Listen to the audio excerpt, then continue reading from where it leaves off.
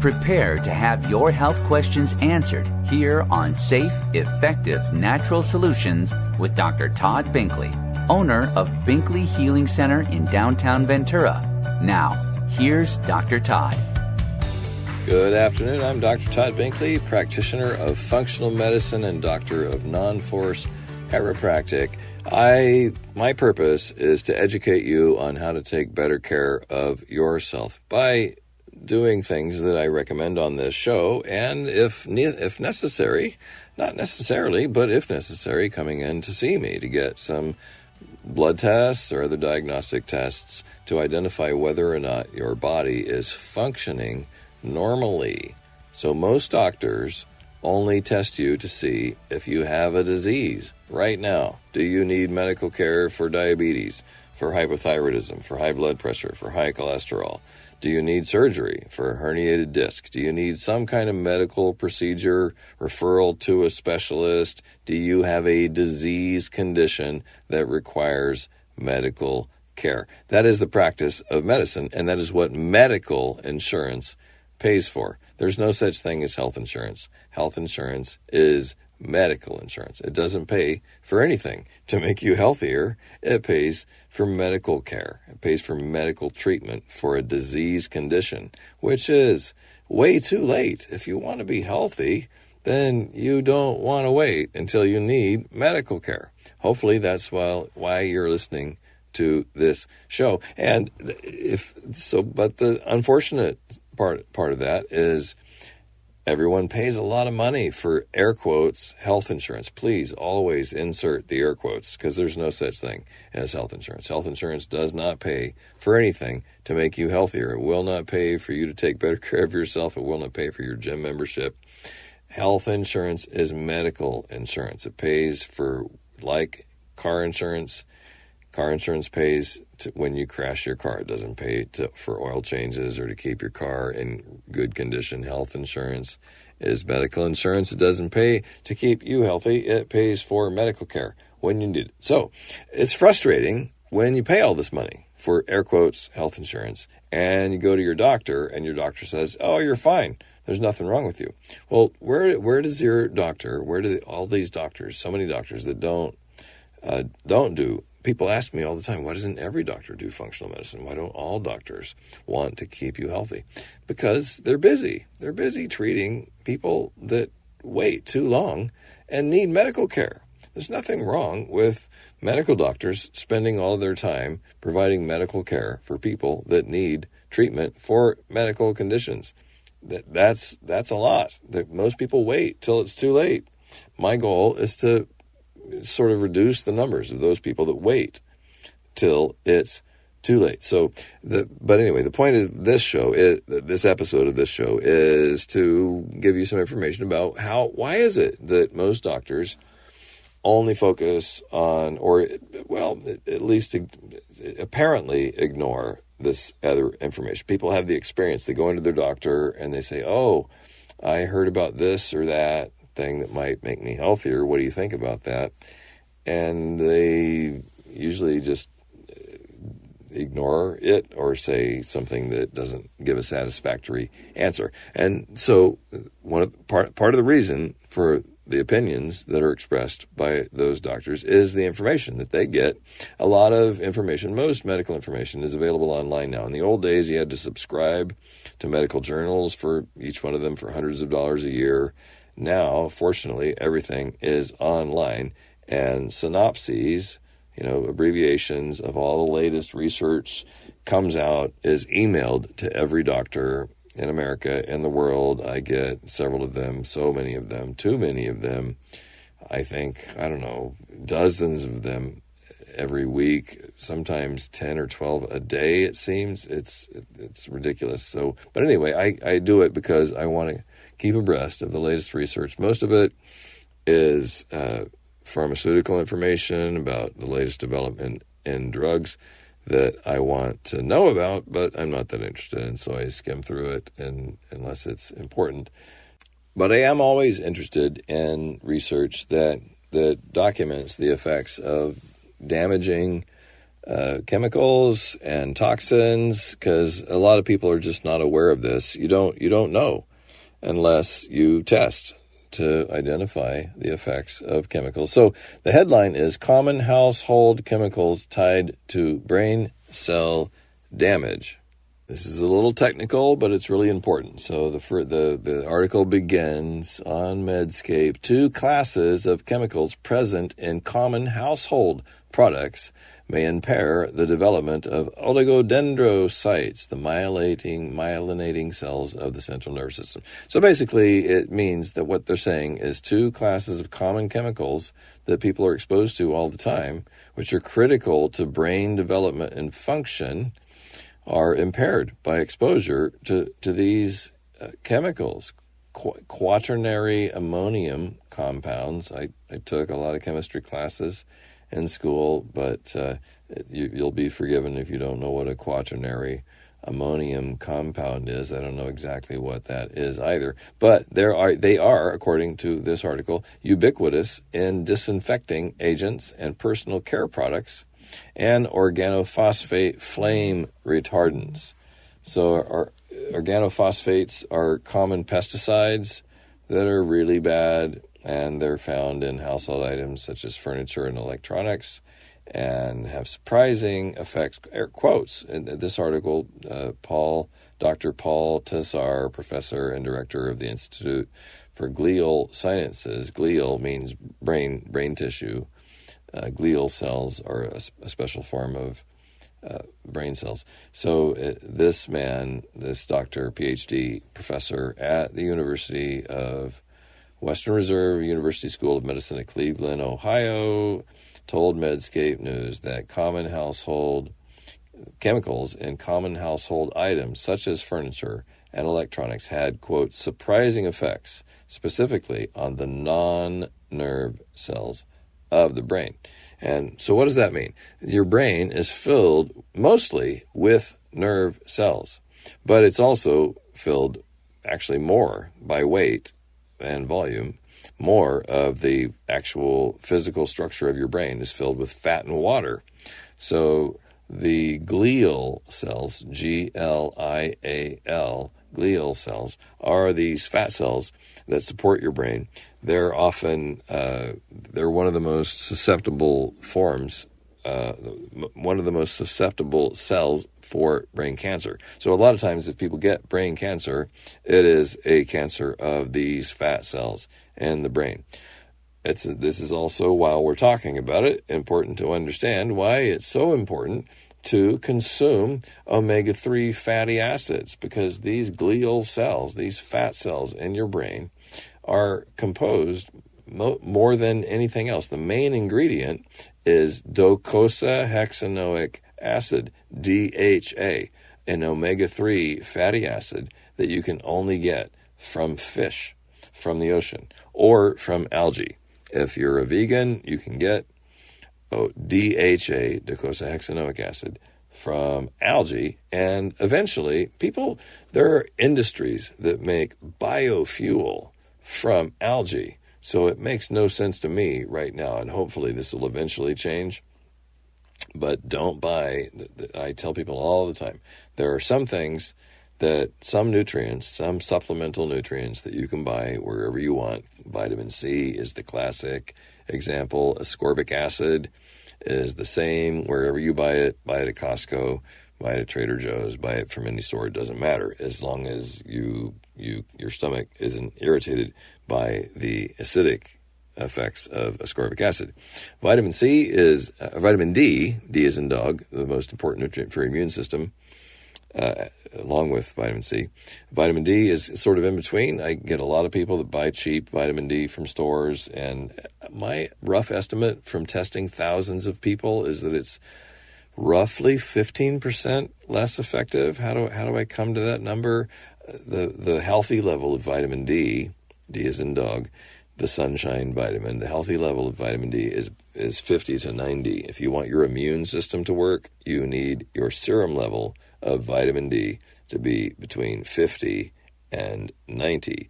And most doctors now, it didn't used to be the case, but now if you go to your routine physical and ask your doctor to add the vitamin D test, you usually still need to ask or they won't do it. But if you ask, they will add the vitamin D test. And the medical range, the clinical range, the broad, stretch your arms out as far as you can, side to side, broad range for vitamin D is 30 to 100. Well, 30 nanograms per milliliter, the standard range, is enough to reduce your risk of, not prevent at all, but reduce your risk of osteoporosis, and it will help your immune system to work a little better than if it's below that. But it's ridiculous. The healthy range, the functional range of vitamin D is one of the most important distinctions between healthy ranges and the standard medical range that most doctors use. So everyone should get their vitamin D blood test. And don't ask your doctor if it's good or not, because they'll say it's fine if it's above 30. And that's recent. That's a recent change. They used to say, I think it was about 5 years ago, that the medical clinical range on the form that comes back, the results from LabCorp, Quest, whatever lab, your hospital, was 20 to 100. But the point is, it's not enough. That's barely enough to prevent rickets, to prevent your bones from collapsing, and it will not even dramatically reduce your risk of osteoporosis, the main things that people are concerned about for vitamin D. There's many more things that people should be concerned about for vitamin D, because vitamin D affects every single part of your body. And if you want to be healthy, if you want your immune system, especially if you want your immune system to function at its peak, it is totally dependent. It will not work. Your immune system cannot do its job unless you provide it with adequate amounts of vitamin D. And adequate amounts are a serum level in your blood, the blood test, 50 to 90. So I got a little bit off track there talking about vitamin D, but that's never bad, because no one ever knows enough about how important most people don't know enough about how important vitamin D is. 5,000 units a day is the standard dose for most adults. If you're a white woman that weighs less than 120 pounds, then 4,000 might be enough. I've tested thousands of patients. The only way you know whether or not you have adequate vitamin D is to get a blood test. But I promise you, if you weigh more than 120 pounds, or if your skin is darker than a white person like me, then you need to take at least 5,000 units a day. And if you haven't been taking 5,000 units of vitamin D supplementally a day for at least a year, even then, if I test your blood, the vitamin D test costs $25. It's inexpensive. Everyone should know about this. Everyone should get that test. Ask your doctor if you're going in for any routine blood work. They will do it now because they know it's important. They just don't know what range is important. So ask them to do the test, or come into me. I'll order it for you, $25. And the main thing is to know if your immune system has adequate vitamin D to make it work properly. So I got a little bit off track. We were talking about results published online in the journal Nature Neuroscience about motor dysfunction from exposure to various chemicals in the environment that impair brain development and can destroy nerves. The oligodendrocytes, which form the electrical insulation around the axons of central nervous system cells. It's a little technical, but basically your nerves are wires that communicate messages from your brain to the rest of your body, and these cells have connective tissue coverings and an extra coating around them that protects them, but also the nerves are a little weird. They're a little different. They're not exactly wires. The analogy for a wire kind of breaks down because, like a telephone wire is usually metal wrapped in a plastic coating, something like that. The wires for your nervous system are living tissue, obviously, and they're coding. The signals are actually the transference of the transmission of the signals from your brain to the other parts of the body actually occurs not just along the wire, but also through the coding. So that's a little bit, I'm trying to make this as simple as possible to understand. It's very complex, but the coding around your nerves is involved in the transmission of nerve signals. So when the coding around your nerves has any kind of disease or impairment, like multiple sclerosis is a sclerotic effect on this coding around the nerves, and it's devastating. But so just as we're talking about household chemicals and lots of other chemicals that people are exposed to can damage this coating around your nerves. So in the journal Nature Neuroscience, published March 25th this year, damage was caused to the coating around the nerves. They analyzed the effects of 1,823 chemicals and identified 292 that caused nerve cells to die. And 292 chemicals caused these coating oligodendrocytes, this coating the nerve, the tissue that protects the nerves, caused them 292 chemicals that caused the cells to die, and 47 chemicals that caused them that inhibited their regeneration. And even that is often significant if these cells can't they're degenerating all the time.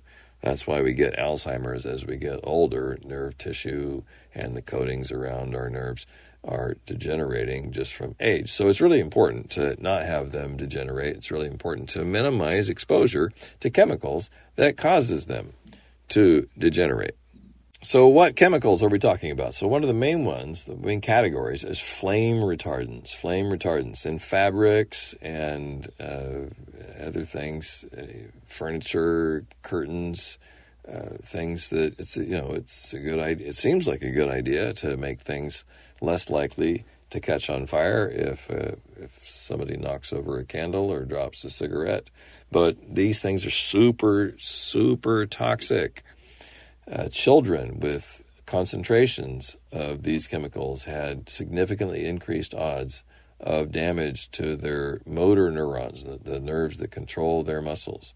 These results, quote, in this article, it says, these results suggest that the identified chemicals are hazardous to human health, and we want to be clear that more studies are needed, but people should start to pay attention to this. So future studies are needed, but the results that are out now are scary and theoretically could contribute to neurodevelopmental disorders as well as adult conditions like multiple sclerosis and later cognitive defects.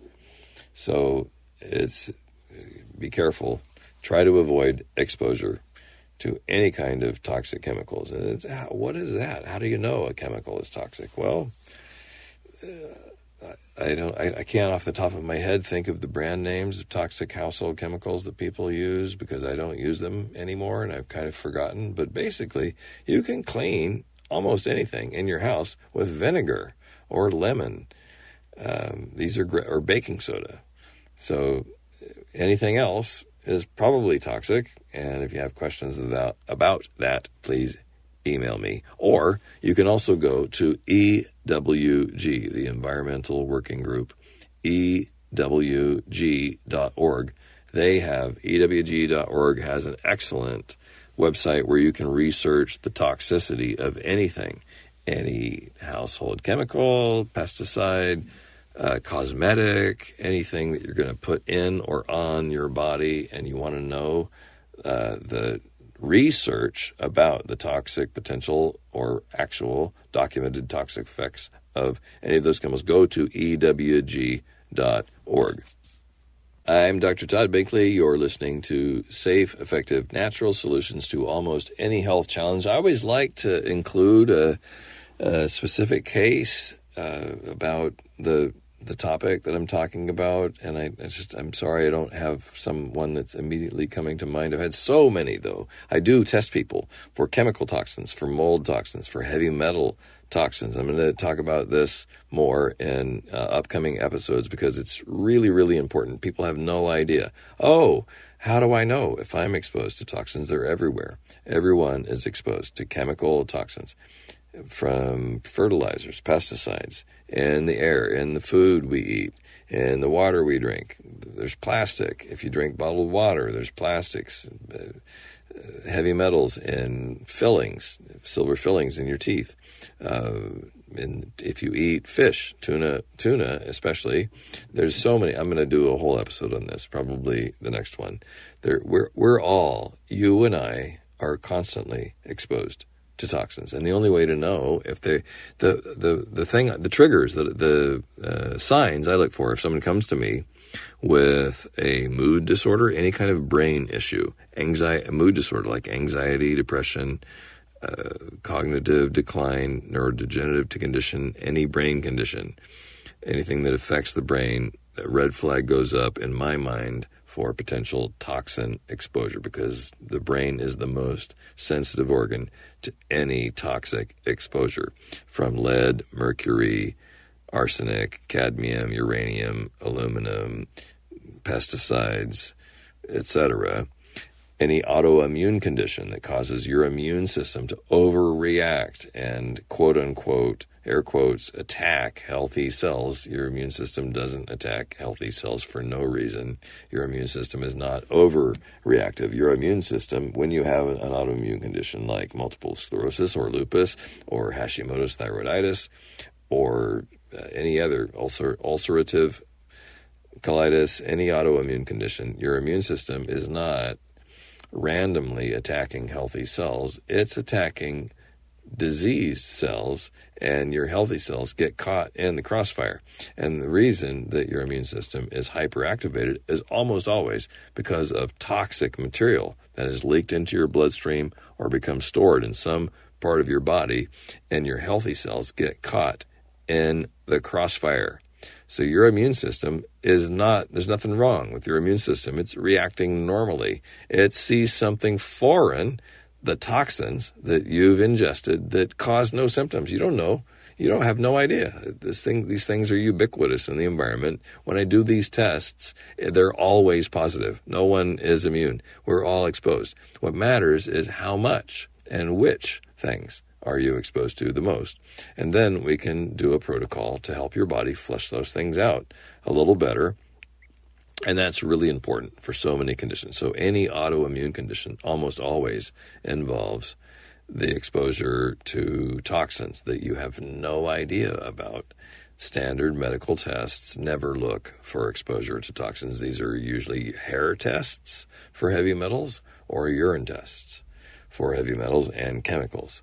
So all of these tests, none of the exposure to chemicals tests, none of these are blood tests. There are blood tests for lead or other toxins, but they're stupid. They're pointless. If you have any level of lead in your blood, then you're really screwed. So what the point is, so many doctors test blood to see if you're exposed to lead, and if it's not in your blood, then you're fine. No, that's not true. Your body will excrete an exposure to lead, like the people who had lead pipes and drinking the horrible water with lead in it, or just, any exposure to lead. We're all exposed to these chemicals all the time, from pesticides and other things in the air, in our food, in our water, and we excrete them, or your body will excrete them as efficiently as it can through the kidneys, through the colon. But what it can't excrete will be shoved into fat cells for storage to get it out of your bloodstream. So there it remains forever. So the only way to know for sure is to get proper testing, because chemicals are stored in your fat cells. I'm Dr. Todd Binkley. Thank you for listening. We're about out of time. Tune in next week at 4 p.m. I look forward to your questions. Email me anytime. Have a fabulous weekend. You've been listening to Safe, Effective Natural Solutions with Dr. Todd Binkley. If you have a health question you want discussed on the show, email your health questions to Dr. Binkley at binkleyhealingcenter.com. Take advantage of this opportunity to ask questions for yourself and for your loved ones, because our health matters. Join him next Friday at 4 p.m. for safe, effective natural solutions, right here on 98.3 The Word, KDAR.